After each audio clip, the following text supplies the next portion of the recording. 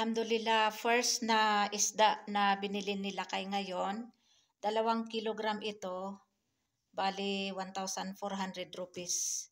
Ang 1 kilogram ay nasa 700 rupees. Kung sa atin dyan sa Pilipinas ay nasa 120 yata ang per kilo kasi 700 ang ang 1 kilogram. So, 2 kilogram ito ay ipiprito ko para yung iba ay gagawin kong fish curry at ito naman sa akin, hiniwalay ko 4 na ulo at saka merong piraso din, ipapaksiw ko ito. And then hahaluan ko din ng talong o kaya kung anong gulay, sitaw. So, ito ready to fry na ito. Ayan. Aywan ko anong klaseng isda nito, nakalimutan ko yung pangalan ng isda nito. Parang kung sa atin ito yung karpa, yung farm fish.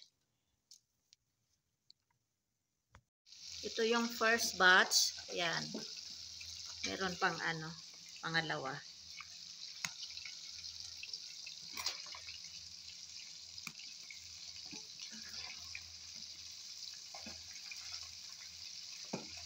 Hindi pa luto.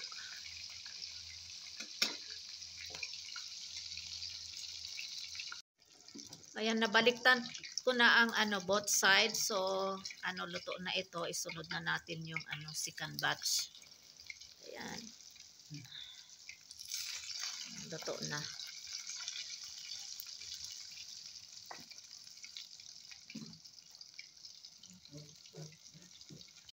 Ito yung second batch. Ito na yung first batch. Ayan.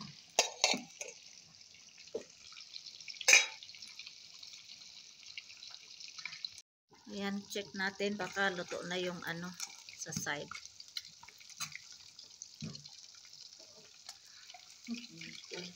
Hindi pa luto.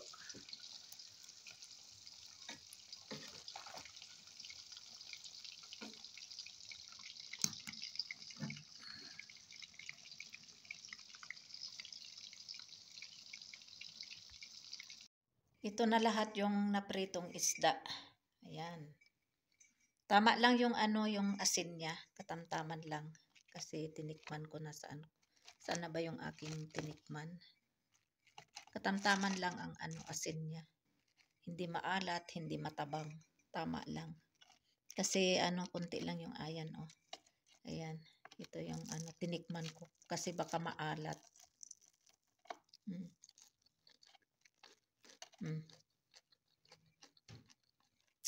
Sarap.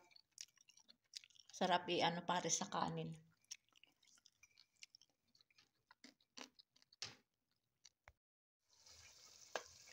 Ito na yung fish curry.